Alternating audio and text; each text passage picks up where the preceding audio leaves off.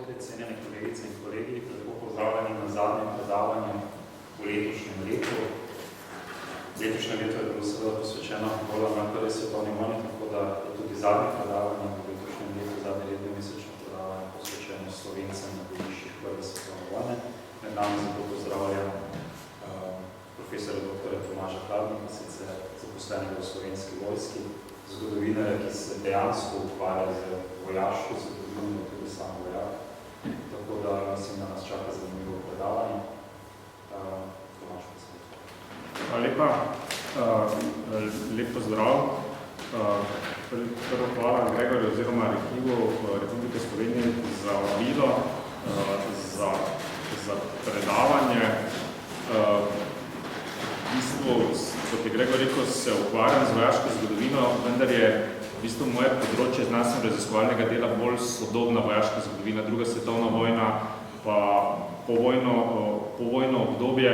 V bistvu z prvo svetovno vojno sem se ukvarjal kot raziskovalec bolj z majstrom oziroma organizacijo Slovenske vojske proti koncu prve svetovne vojne. Na današnjem predavanju bi pa naredili en pregled, se pravi organizacijo vojske v Avstro-Ogrski, na kak način je potem ta vojaška sila vstopila v vojno, katere so bile glavna bojišča, glavne značilnosti prve svetovne vojne na tem vojaškem področju in potem na koncu, če še bo malo časa ostalo, še ob zaključku tega dogajanja. Spravi nas to predavanje Slovenci na bojiščih prve svetovne vojne. Karta prikazuje vojaško organiziranost Avstro-Ogrske. Ta različne barve, ki jih vidite, označujejo korpusna območja ali pa korpusna področja Avstro-Ogrske, na katere je bila razdeljena. V bistvu nas zanima v glavnem graško korpusno območje, kjer so bili naši predniki v glavnem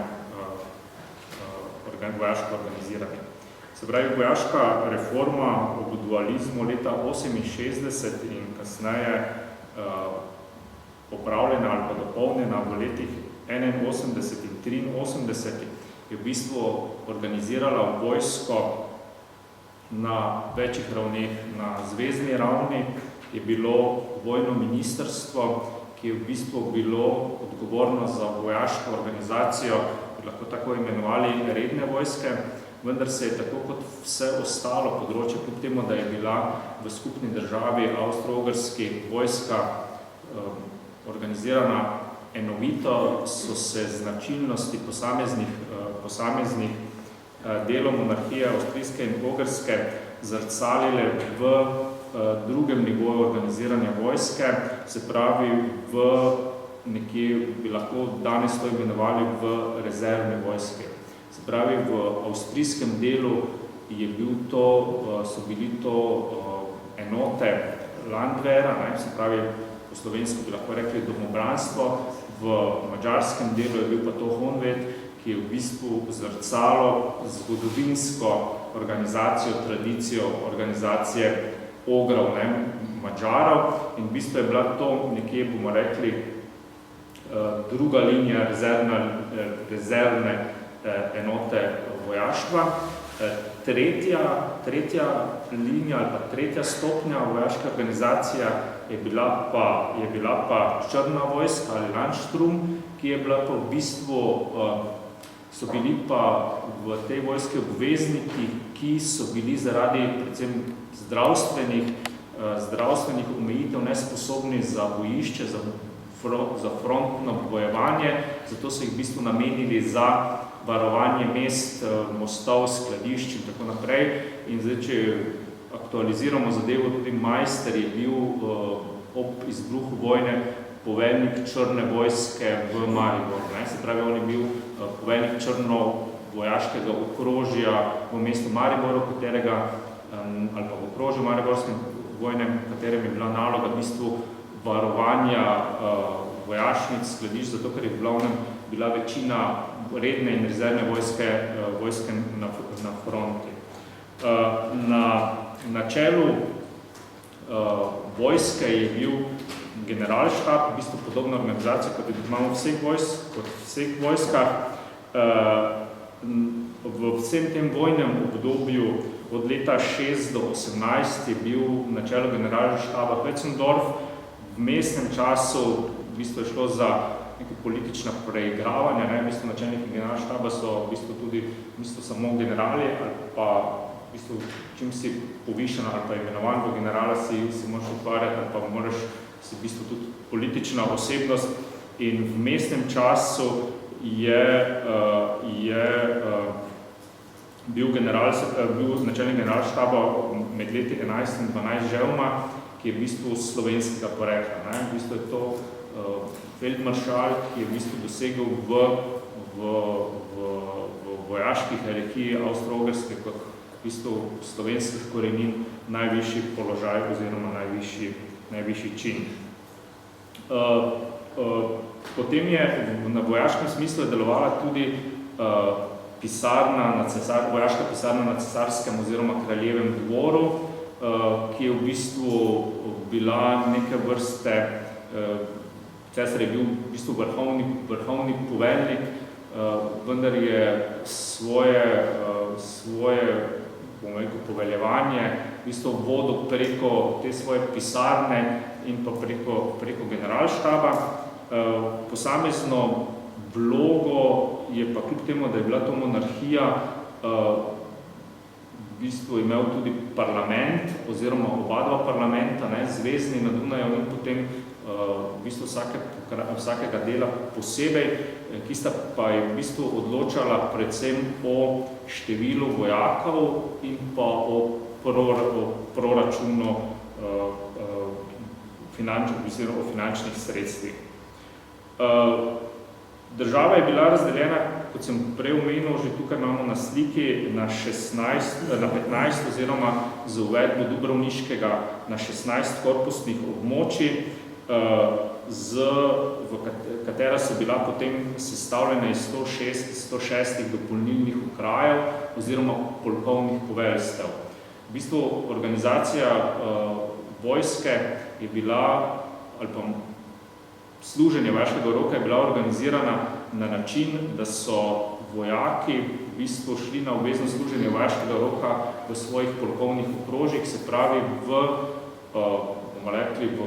polkih, ki so bili v kraju njihovega bivanja. Se pravi tako, da bi imela Avstro-Ogrska z razliko kasneje, se pravi kraljevo jugoslovansko oziroma SFRJ organizacija vojske je v bistvu teritorialni princip popolnjevanja polkov, tako da so na območju Slovenije, se pravi krajev, kjer so živeli večinoma, ali pa kjer so živeli Slovenci, so bili polkovna središča v večjih mestih, naprimer v Mariboru, Ljubljani, Celovcu, Trstu, Celju, in v teh polkih so večinoma vojaški rok služili, se pravi, tako prebivalci mest, ki so bili v glavnem nemškega porekla, in pa okoliški prebivalci, ki so pa bili v glavnem Slovenci, tako da so bili v bistvu polki na teh območjih večinoma slovenski.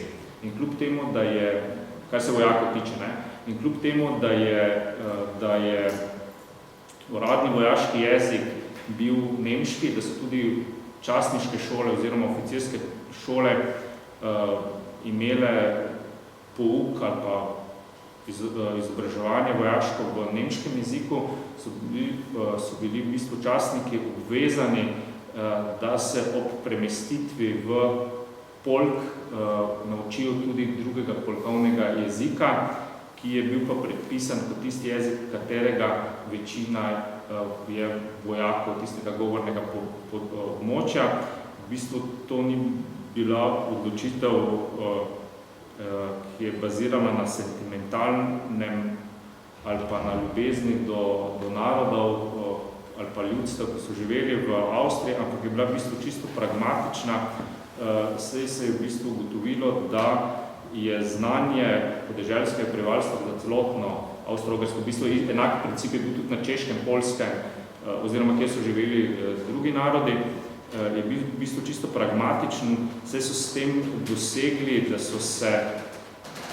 so se vojaki hitreje v bistvu usposobili za bojevanje. Ne? Se pravi, razumeli so slovenski, če smo v našem primeru, razumeli so slovenski jezik in če je bilo vojaško usposabljanje ali pa vojaški drill v jeziku, ki so ga razumeli, so v bistvu hitreje osvojili vojaško znanje, ki je bilo pomembno za zmago ali pa preživetje na bojišču in v bistvu častniki so se morali v 2 letih naučiti drugega polkovnega jezika, če so hoteli kariero v tem polku nadaljevati.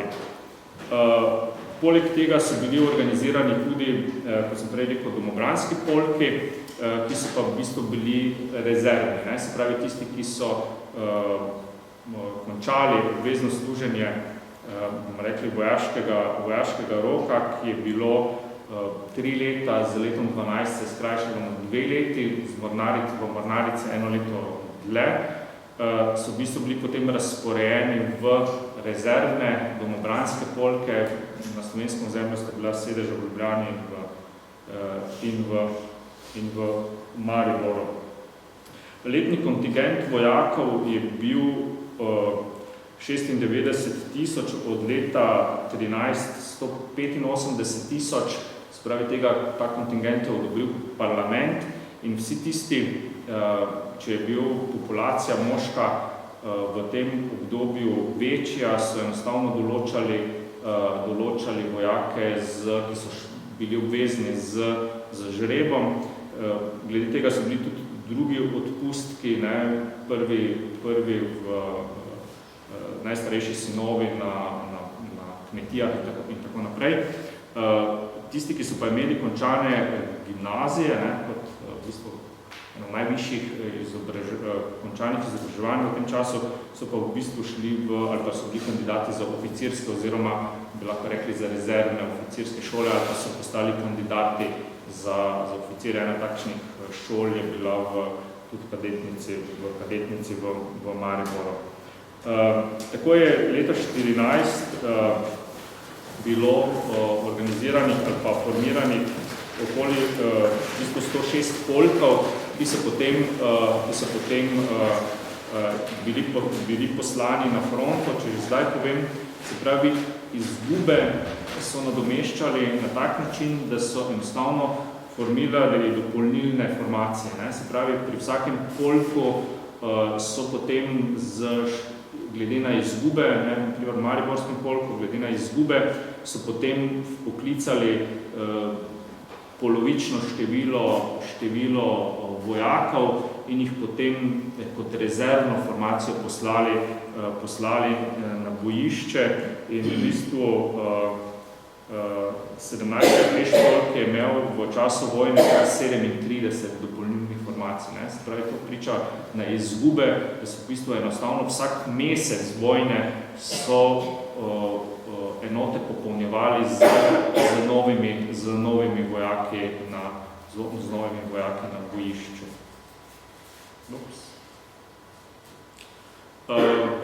Najznačilnejša formacijska enota ali pa je bila pehotna enota, zato je bilo tudi največ pehotnih polkov kot značilnih za tisto obdobje.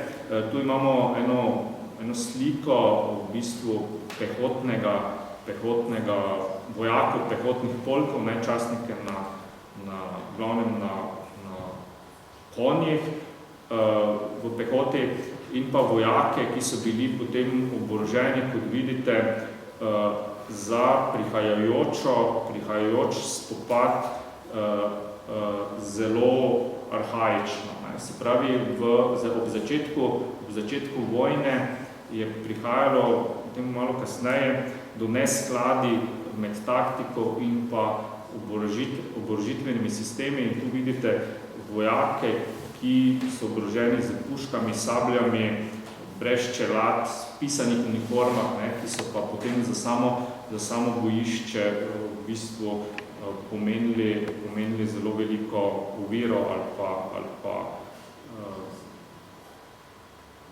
to, da so bili hitreje uničeni. Še bolj značilno je to za konjenico, ki je v bistvu delovala po principu pehote. Mogoče najbolj značilno še v drugi svetovni vojni so na začetku Poljaki za konjenico v bistvu se borili ali pa se zoperstavljali nemškim tankovskim enotam leta 1939 ob napadu. V bistvu to je spopad dveh konceptov vojskovanja. Vojni načrti, se pravi, Avstrija in Nemčija sta v bistvu, bi rekli, že 20 let pred tem, pred letom 14, pripravljali spopad oziroma se pogovarjali o načinu bojevanja oziroma o načinu rešitve politične situacije na začetku Prve svetovne vojne ali pa ob njenem izbruhu ali pa delitve Evrope ali pa sveta, kako želite. V bistvu tak, bi rekel, globalni načrt je bil, da se nemške oborožene sile Nemčija usmeri proti Zahodu, se pravi, deluje proti Zahodu, je tam njeno interesna sfera bojišča, bojevanja, medtem ko pa Avstrija, Avstro-Ogrska proti vzhodu, če bo potreba tudi na Balkanu. Tako da je v bistvu so vojni načrti Avstro-Ogrske predvidevali v tej prvi stopni največji, da bodo glavne sile vojskovanja v Galiciji in v Bukovini, se pravi na meji z Rusijo, tako so tja poslali več kot 28 polkovnih divizij in pehotnih divizij in pa 12 konjeniških ter potem še druge enote, medtem ko so za Balkan v bistvu imeli rezerviranih manj enot, se pravi, ki bi jih pa potem aktivirali glede na to, kako bi se bojišče za Srbijo odvijalo, kjer so potem imeli tudi predvidene rezervne enote. Se pravi, splošna mobilizacija v Avstriji, Avstro-Ogrski je bila razglašena 21. julija, se pravi, tako da so mobilizirali okoli 2,8 milijona vojakov, se pravi tretji korpus, se pravi graški korpus, katerega večina ali pa večji del so bili naši predniki, je bil namenjen na fronto z Rusijo, iz katerih so potem formirali 3 divizije brigadnega s po 3 brigadami, brigadnega nivoja, v bistvu s po 50,000 možmi in od tega je bilo 60% slovenskega prebivalstva. Že 12. avgusta so enote z železnico skozi Madžarsko premestili v Galicijo, se pravi, to je ogromen logistični zalogaj.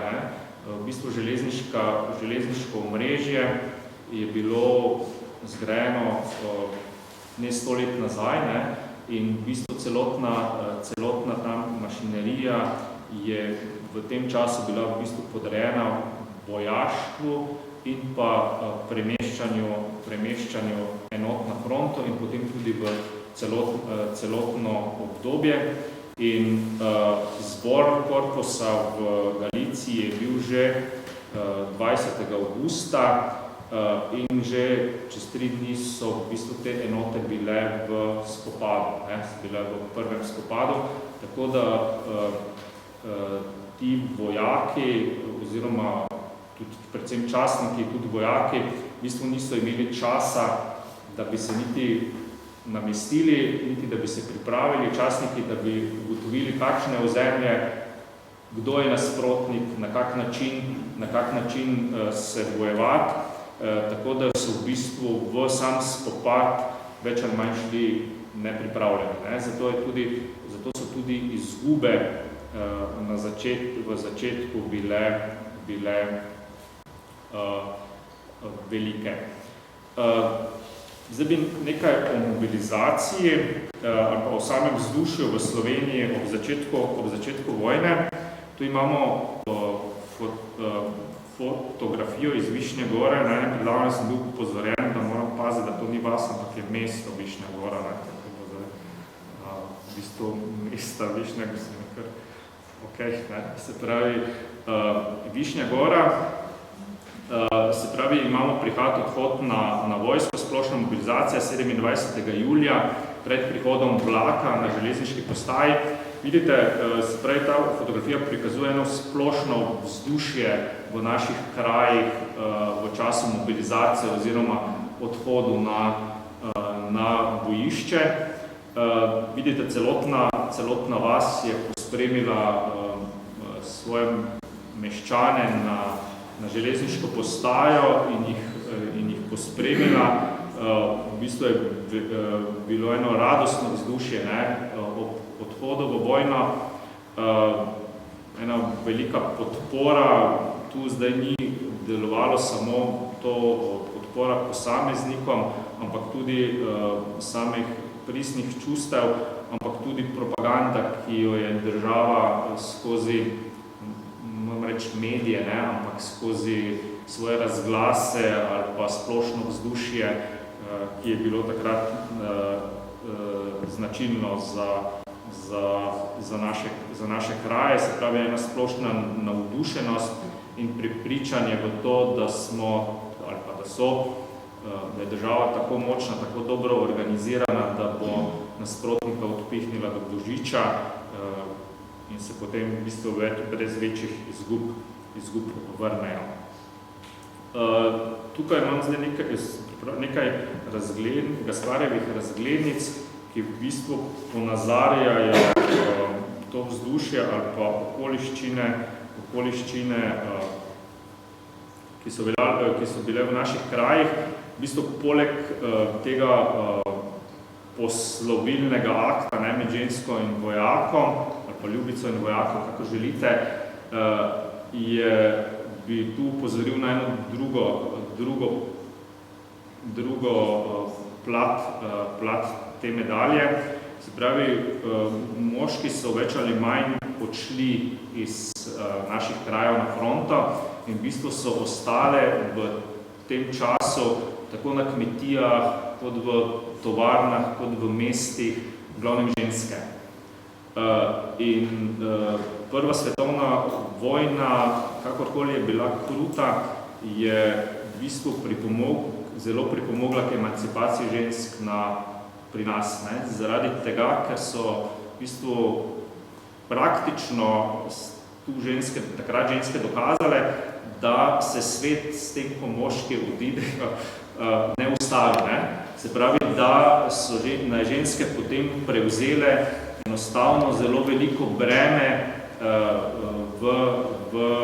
tako v industriji, gospodarstvu, kmetijstvu in je na njih bilo, v bistvu je temeljilo celotno gospodarstvo, dokler se potem z poklicom rezervnih vojakov zadeva ni tako sesula, da je potem tudi celotna država gospodarsko v bistvu kolapsirala in v bistvu tudi privedla do konca prve vojne. Tako v Avstriji, poleg nacionalnega, v bistvu predvsem pa v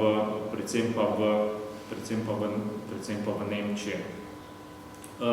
Tukaj je ena značilna fotografija vojakov, ki so končali bomo rekli, služenja vojaškega roka ali pa priprave na vojno, bili so tik pred odhodom domov in potem bili v bistvu namesto domov poslani na fronto.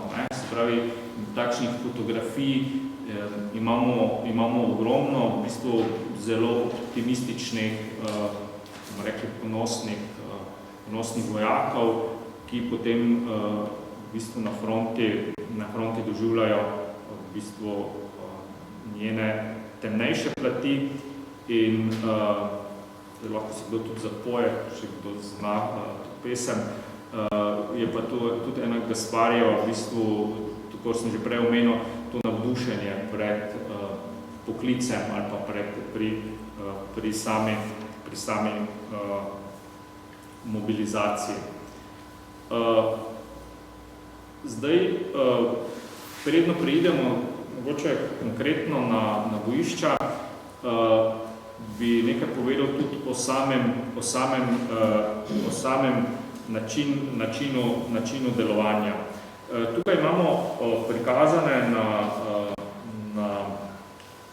na spodnji sliki v bistvu tipično bojišče, ki pa potem tukaj tudi z fotografijami opremljeno in z sodobnimi oborožitvenimi sistemi, ki so se pojavili v prvi svetovni vojni in jim v bistvu taktika ni sledila. Se pravi, prvotni operativni načrti delovanja tako Nemčije kot Avstro-Ogrske so bili ofenzivni. Se pravi, čim prej z čim večjimi silami, z frontalnimi napadi zavzeti čim večji del ozemlja nasprotnika in ga v bistvu s tem prisiliti k kapitulaciji oziroma porazu.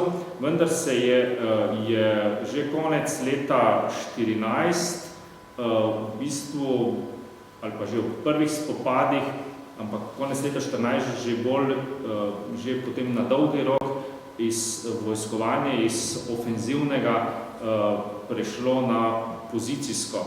In na tej spodnji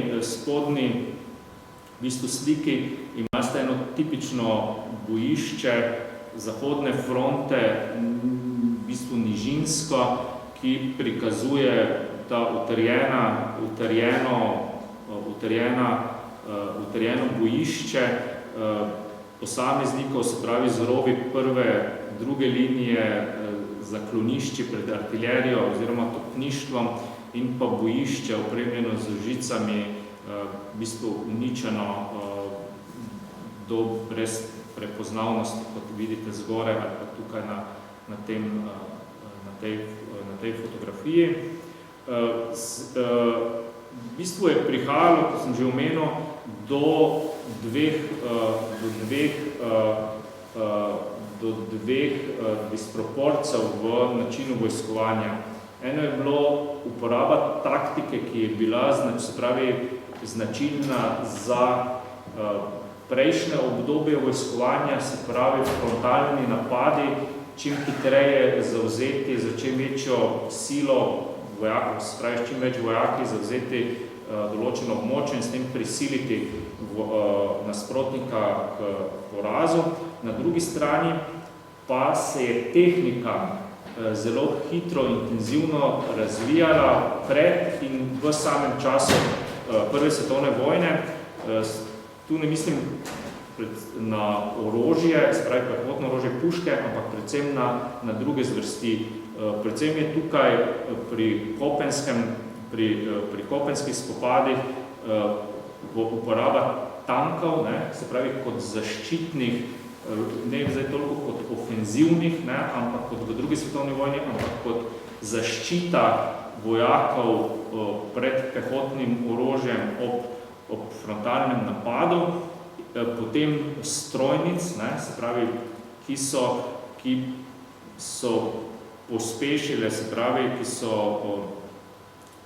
so pomenile zelo veliko intenzivnost, predvsem v obrambi nasprotnika, se pravi pobijanja ali pa hitrost pobijanja vojakov, ki so frontalno napadali. In pa tu vidite, ta del vojaka imate zaščitne maske, se pravi množična uporaba plina, kemičnega orožja. kar tudi v bistvu sami vojaki na začetku vojne in pa lahko bi rekli ves čas vojne niso bili primerno zaščiteni in opremljeni. Tudi čelade so se uvajale zelo počasi, bile zelo nekvalitetne, tudi če kdo se natančneje ukvarja za to opremo, na kak način so se zaščitne maske, čelade dobavljale, to je bilo veliko, rekel,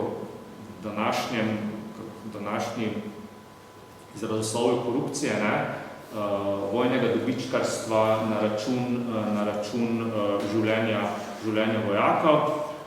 Potem na morju, čeprav o tem danes kaj dosti ne bi govoril, predvsem na morju se potem pojavijo poleg oklepnih ladij, ki so v bistvu to viteško obstreljevanje je bilo ga konec, so se v glavnem z premci zaletavale in uničevale, pojavljale so se podmornice kot nova zvrst orožja in pa letala.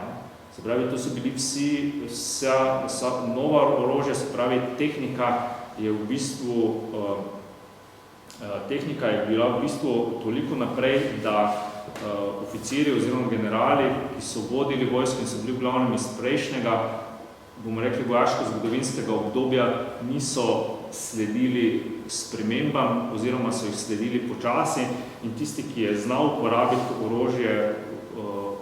to novo orožje, je v bistvu potem na koncu ali pa v posameznih spopadih bil tisti, ki je določeno bitko ali pa spopad dobil. To je eno tipična fotografija zaklonišča, oziroma ne zaklonišča, ampak jarka na pozicijskega vojskovanja tega vojaka pred v bistvu nastopom na odprt prostor bojišča, kjer so ga večinoma potem čakale strojnice. In v bistvu ta ping-pong vojaški je v bistvu potem trajal cel čas vojne. Kot sem že omenil, v glavnem je tretji korpus ali pa naši predniki, ki so se bojevali v prvi svetovni vojni, so bili premeščeni na fronto z Rusijo oziroma z Poljsko. Se pravi, kakor zdaj gledamo spremembe, se pravi, govorimo o vzhodni fronti in v bistvu 23.8. je v bistvu bila, se pravi, Karpati, se pravi, 23.8. je Avstro-Ogrska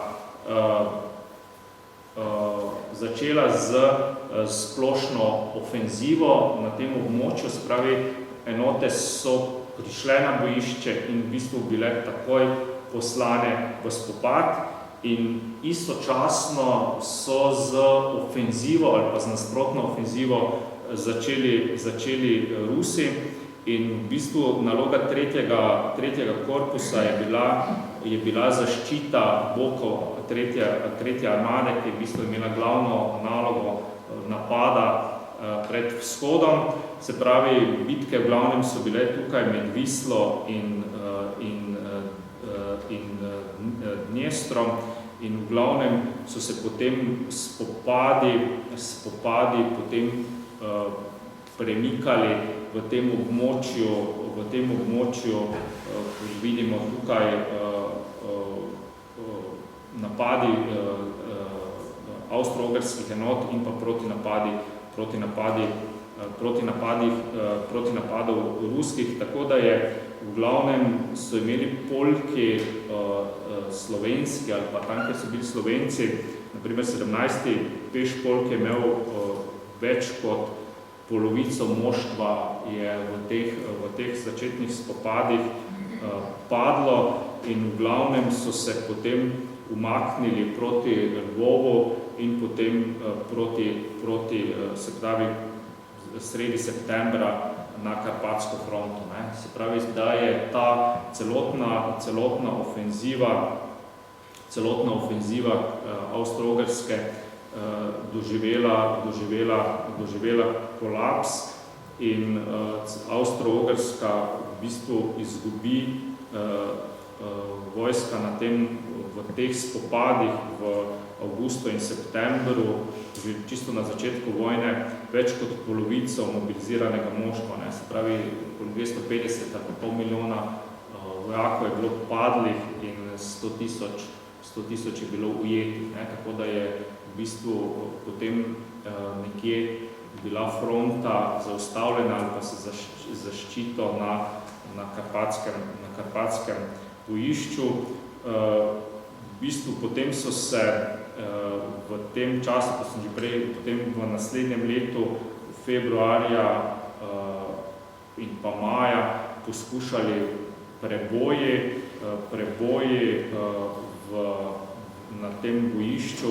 Uspel je potem 2. maja pri Gorlicah, v bistvu je ta preboj uspel, tako da so ponovno osvobodili predvsem ta večja mesta, Premyšl, Lvov, Dnester in pa se je fronta potem ustalila na reki Prut. Tako da je v bistvu celotno vzhodno bojišče avstrijsko, bomo rekli, v glavnem zaradi neustreznega načina vojskovanja frontalnega, kot sem že prej omenil, doživela v bistvu neuspeh. Kar se tiče tretjega korpusa, je v bistvu bil potem v sredi leta 15 je bil korpus premeščen na novo bojišče, ki se je takrat odprlo. Italija stopi v vojno in celoten tretji korpus, razen 97. polka, katerega večino so tvorili Italijani, Slovenci in Hrvati, je potem bil premeščen na Soško fronto. Tu je zdaj nekaj fotografij iz vzhodnega bojišča,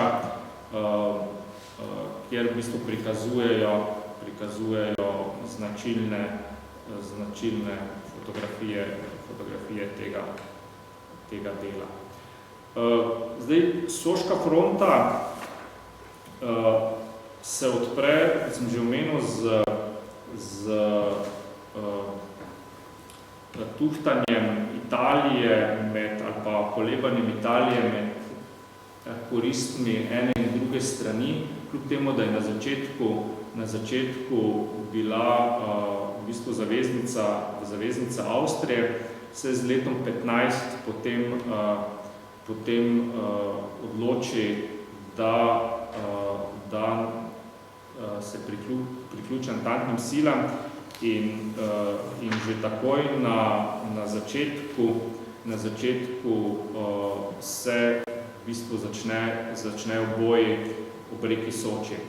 Na začetku je v bistvu je Avstrija pripravila neko, ker v glavnem niso zaupali, kakorkoli rečemo temu, Italiji so na reki Dravi oziroma Savi nekje pripravljali neke vrste obrambo ozemlja Avstrije, vendar se je potem odločitev bila spremenjena, oziroma se je potem z napadom maja Italije se je potem ta fronta oblikovala na ob reki Soči. Tukaj je potem deloval v bistvu korpus, ki so ga v bistvu Avstrijci oblikovali v 5. armado, poleg graškega korpusa tudi drugi, vodil jih je Burojevič, in so potem je ta v bistvu fronta potekala od meje z Švico, pa potem vse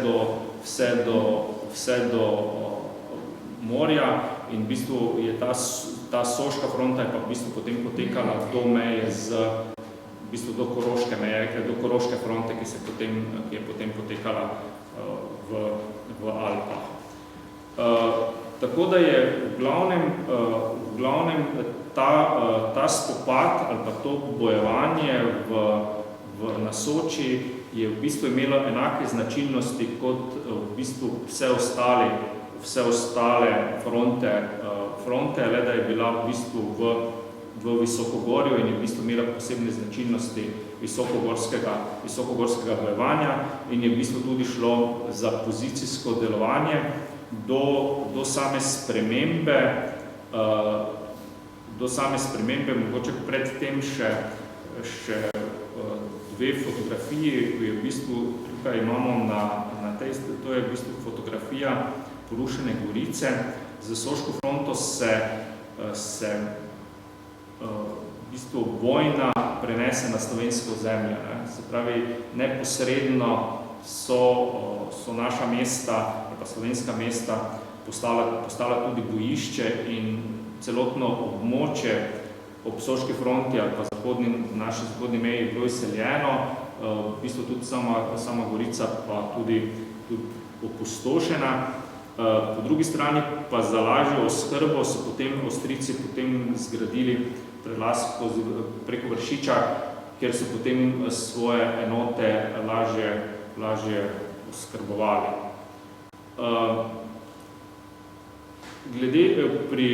Pri Soški fronti v bistvu je pomembno omeniti spremembo v načinu taktike. Se pravi, to je že bilo v bistvu proti koncu vojne, se pravi 17. leta, so zaradi te v glavnem pozicijske ali pa neodločnosti ali pa neinovativnosti pri spopadu so na Soški fronti v bistvu prevzeli pobudo Nemci in oblikovali skupaj z avstrijskimi enotami bomo rekel, skupno poveljstvo ali pa skupni načrt, ki so ga potem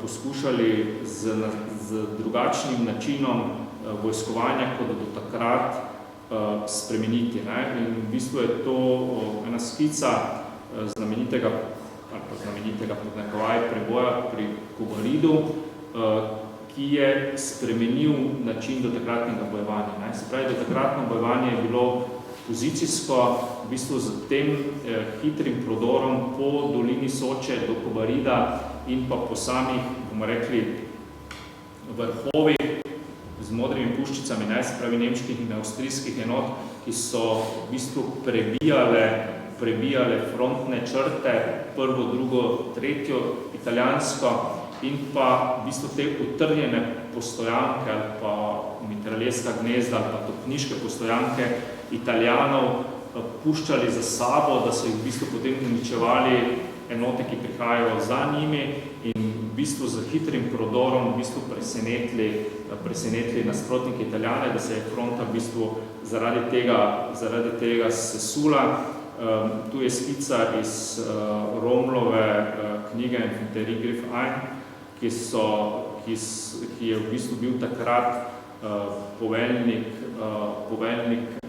enote, ki je v tem hitrem naskoku oziroma prodoru uspela s prebojem. In v bistvu ta taktika ali pa ta način vojskovanja je bil potem značilen za drugo svetovno vojno, kjer je v bistvu bilo izkoriščena ta moč orožja z novo taktiko, ne več pozicijskega bojevanja, ampak v bistvu hitrega napada s presenečenjem, uporabo množične tehnike, se pravi kasneje tankom in drugega orožja, letal in tako naprej. Se pravi, druge fronte, na katerih so se bojevali Slovenci, se pravi, beneški Slovenci, ki so živeli pod Italijo, so v bistvu bili poklicani v italijansko vojsko in se bojevali v bistvu na drugi strani. Potem so se ujetniki avstro-ogrski, avstrijski ujetniki, predvsem Slovani, so prostovoljno ali ne, so se vključevali v Rusiji v prvo in drugo srbsko prostovoljno divizijo, se pravi, to je bilo tudi psihološko in panslovansko idejo, kjer so potem organizirali enote Slovanov, najprej v Odesi, potem v Murmansku in jih potem pošiljali na bojišča. In pa na italijanskem bojišču v bistvu edini takšen, bi lahko rekli, prestop, na drugo stran je bil Ljudevit Pivko, ki je v bistvu pustil,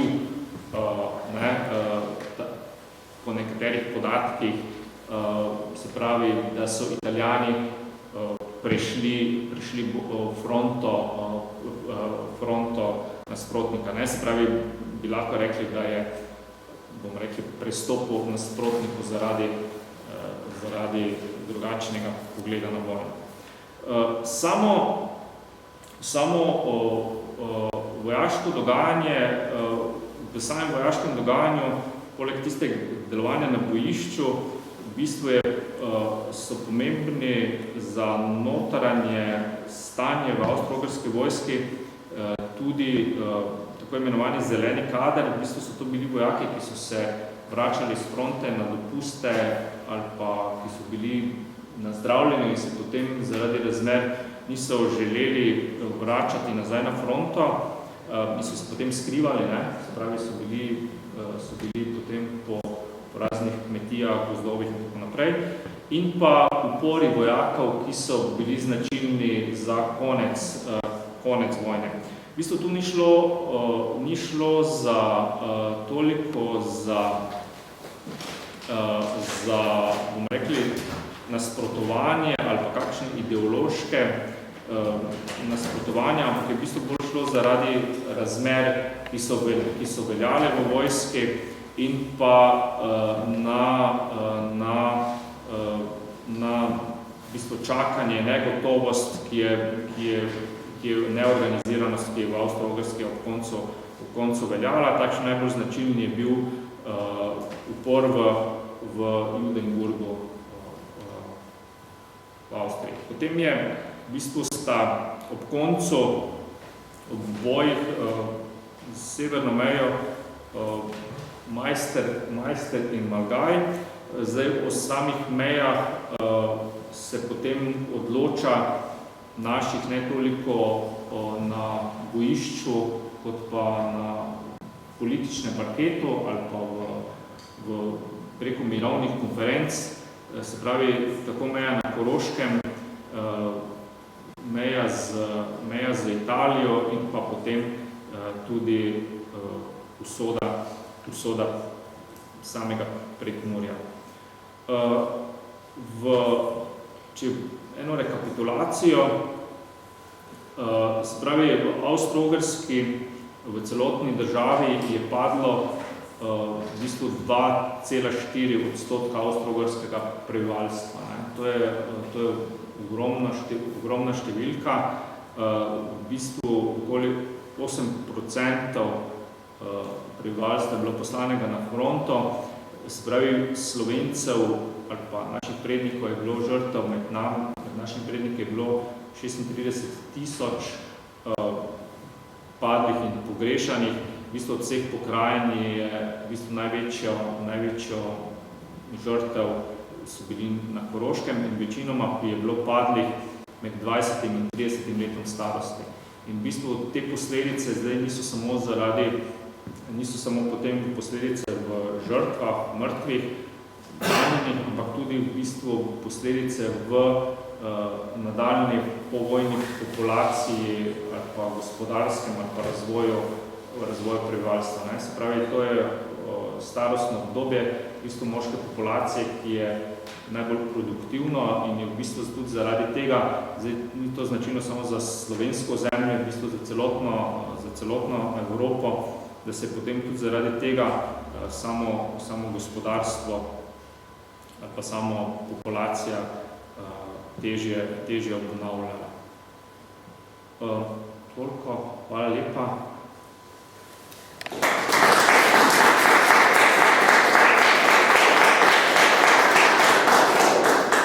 Hvala, doktor Hladniku, za tudi zanimiv predavanje in pogled v vojaško zgodovino, da se ponovno poslušali smo že na naših predavanjih tako velike verskega, kot tudi vsakdanjega življenja.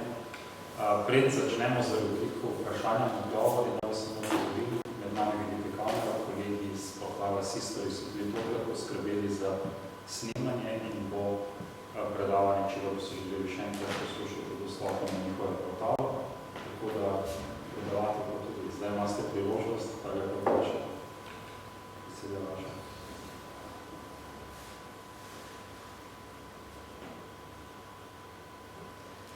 Ukolikor ne, se vam vsem skupaj prav zahvaljujem. Seveda Tomaž tebi za tvoj čas in zanimivo predavanje, vam pa tudi za zvesto obiskovanje naših prireditev v tem letu. To je bilo zadnje predavanje, prihodnje leto, pričenjamo ponovno januarja oziroma februarja za naslednjim sklopom predavanja in najlepša hvala. Ob tej priložnosti, kaj se vprašanje? Če si tako hitro ljudi niti razmisliti niso utegnili ali pa vprašanje, ali pa Prosim. Znamo eno vprašanje. Izvedeno tudi tiče razstave, ki bo v Kamniku Rudolfa Majstra in tam je tudi rečeno, da je Rudolf Majstra nimao naravne smrti.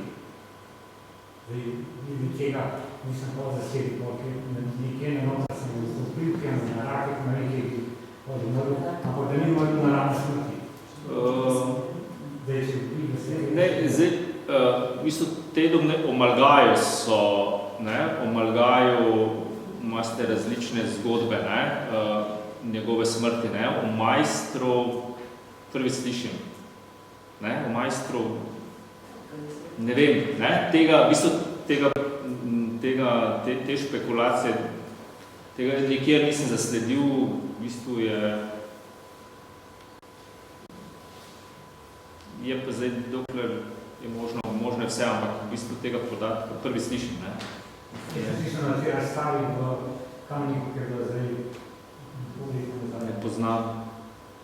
Ne morem komentirati, nič ne morem komentirati, kar se tega tiče, ne morem nič komentirati. Za mene je to novo. Kar se zdaj dokumentacije, tisto, ki je nam na voljo, je v bistvu, da je umrl naravne smrti in drugega vam ne znam povedati. Hvala za vprašanje. Zdaj, da vam bom odvzel možnosti, če še ima kakšno vprašanje, predavatelj vam ne razpolaga. Tretjič. V tem primeru pa se vam dejansko prav lepo zahvaljujem za obisk in vam želim v imenu tudi celotnega kolektiva,